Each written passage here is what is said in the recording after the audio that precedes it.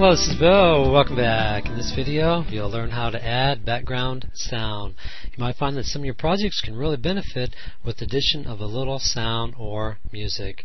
But certain users may not want to listen to it, so I'll show you how to add some on and off buttons to control the sound. Let's go ahead and take a look at what we'll create in this video. To do that, I'll press on Control, and I'll come down here to Test Movie. And as soon as the movie starts to play, the music will start playing in the background. But if I go, I don't really care for this music, I can simply come over here and press Sound Off. And if I later change my mind, I can come along and press Sound On, and it will start playing again. Well, now that we know what we're trying to create, I'll go ahead and close my movie, and I'll go ahead and close my flash file. Okay, at this point, I'm going to go ahead and create a new flash file, and I'm going to use ActionScript 2.0. Well, rather than completely starting from scratch, I'm going to go ahead and open up a pre-existing project, and I'm going to simply show you how to add some sound and then add two control buttons, one to turn the sound on and one to turn the sound off. So let me first of all go ahead and open up my kind of pre-existing project here. I'll come here to down to File, and I'll go to Import to Stage. I'll highlight, it's called Tech Videos, and I'll just simply open, and that will import that right to the stage. Okay, at this point I'm going to come up here, I'm going to double click on it, and I'm going to call this my background, and I'll hit enter, and I'll go ahead and I'll lock this while I'm right here. At this point I'll go ahead and press on my Insert Layers button. I'll come up here, I'll double click, and this is where I'm going to put my sound. Okay, at this point I'll go ahead and import some sound into my library. I'll come down here to File, I'll go to Import, and I'll go Import to Library. And Flash allows you to import various types of sound or music. Definitely supports WAV and MP3 files here. And let me just go ahead and highlight this file here, Echoes of You, and I'll press Open, and that will import that file into my library. Okay, at this point I'll go ahead and open up my library. Go to Window, Library, and here are the two items that I have imported. Okay, I can see here I'm on my sound layer, I'm on frame 1, and I'm going to simply drag that onto the stage there. If I was to now come up here and test my movie, I would find as soon as the movie starts to play, the music's going to be playing right along with it. And I'm not sure if you notice that music comes in really loud here. I'm going to maybe have that kind of fade in a little bit more gradually, and let me show you how to do that. So again, with frame 1 selected, I'm going to open up my Properties window. That's Control F3, and what I'm going to do is come right down here under Effect, and I'm going to choose Fade In. And if I want, I can even come over here and edit my fade in. And let me go ahead and do that. I'll press on Edit, and I'll drag this on up so you can kind of see it within the screen recording window. And at this point, I'm going to go ahead and minimize this a little bit here. And there we go. Okay, this right here is the duration of the fade in for both speakers here. And let me go ahead and decrease that a little bit. And finally, this is the volume. Right now I'm starting off with no volume, fading into full strength. And let me go ahead and just change that a little bit on both speakers here. So now what's going to happen is I'm going to start off with a little volume and then fade in to full volume. And at this point I'll go ahead and press OK. And if I was to, I'll tell you what, I'll go ahead and close my property window, Control F3, and if I was to play this now, Control Test Movie, you would hear that the music kind of fades in a little bit more, but it does still continue to start playing instantly, and there's no way at this point to turn that off. Okay, so at this point, I'm going to go ahead and create two buttons, one for sound on and one for sound off. Well, I'm going to go ahead and lock this layer before I forget, and I'm going to come over here and press on the Insert Layer button. I'll come up here, and I'll create a layer called Buttons.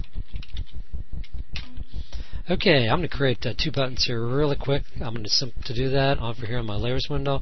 I'm going to press on the Create New Symbol icon, and I'll just call my first one here Sound _on. I'll press OK. Nothing fancy here, no rollovers, no animated rollovers, no drop shadows, etc. I'm just going to come right up here, use my Type tool, and come here on the stage, and I'm going to call this one Sound On. And whether my mouse is over the button, pressing down on the button, or it's not even on the button, I'm going to simply have the same information up here. So on this frame, I'm going to insert a keyframe, and insert timeline keyframe, and the keyboard shortcut is F6, and I'll repeat that right here, pressing F6. Okay, I've got my first button. I'll come along and press on my Create New Symbol button again, and this one I'll call Sound Off, and again that's a type button. Okay, again I'll just use my type tool. You can see I've already got that selected, and I'll call this one Sound Off. And at this point I'm ready to press F6 here and F6 here to add some keyframes, so I've got something on my over and on my down state there. Okay, I'll now come back to my scene or to my stage, and I'll go ahead and drag these two buttons there. I'll simply drag Sound On and Sound Off. And at this point I'll go ahead and close my library.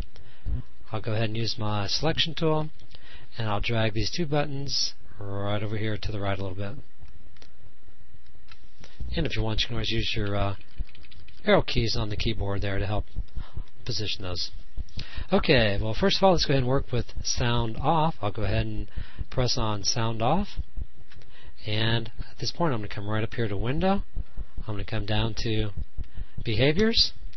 I'll press on this little plus symbol, and I'll come here to Sound, and I'll go Stop All Sounds, and I'll press OK. And let me go ahead and close my Behaviors window.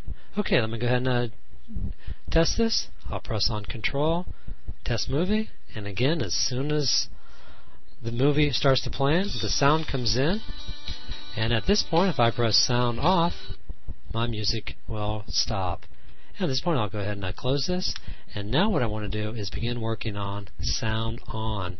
Kind of a little tricky here process. What I'm going to do is create 2 frames, and when I then jump back to frame 1, my sound will start to play.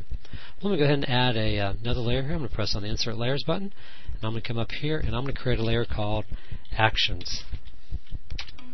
Okay, I'm now going to highlight frame 2 on my Actions layer, hold the Shift key down, and highlight frame 2 on my background, and I'm going to insert some frames, and that's the keyboard shortcut is F5, or I can come and insert timeline frame there. I'm now going to position my cursor just on frame 2 of my Actions layer, and I'm going to insert a blank keyframe, and the keyboard shortcut there is F7. Okay, on this one I'm going to go ahead and I'm going to insert another stop, and to do that I'm going to come right up here to Window. This time I'm going to use my Actions. The first time I used Behaviors, this time on Actions. And I'm going to go ahead and minimize these so it'll be kind of like you're first looking at it. I press on Global Functions. I'm going to choose the timeline control, and I'm going to come right down here and double click on Stop. And I'll go ahead and close this, and we'll come back here. Okay, so now what's going to happen is the timeline is going to want to continue to loop, but we have just thrown a stop in here so the timeline will not loop. Now what I'm going to do is come here and press on Sound On, which is going to take us back to frame 1, which is going to want to start playing the music. And since the music is independent of the main timeline, it's going to continue to play until I press on my Sound Off button. Okay, so at this point I'm going to go ahead and press on Sound On. I'm going to come up here to a Window. I'm going to choose Actions again, and this one's going to be under Movie Clip Control. Global Functions, Movie Clip Control. I'll double click on the On button, and then I'll double click on Release, and I'll simply come out here to the end, and I'm going to go ahead and type in play, open parenthesis, close parenthesis, semicolon, and I'm now finished with my Sound On button. So again, kind of analyze that. The timeline is going to want to kind of loop over and over. So I'm going to start on frame 1. I start my music. But now I get to frame 2, and I've stopped the timeline, but the music keeps playing. But if I ever press on Sound Off, I turn off all sounds. When I press on Sound On, I jump back to frame 1, which says Start Animating, or Start Playing the Music again. And let's go ahead and check it. Hopefully everything's working here. I'm going to come to Control. I'm going to come down here to Test Movie. and the music should start playing instantly. And sure enough, it does. It even kind of faded in there. If I go, I don't really care for this music, I can just come over here and press sound off. If I later on decide, let me listen to a little bit, I can press on sound on, and the music will start playing again. Well, this concludes this video. Hopefully you learned a little bit on how to add sounds and add some control buttons to turn that sound on and off. I'll catch you in the next video. Thank you.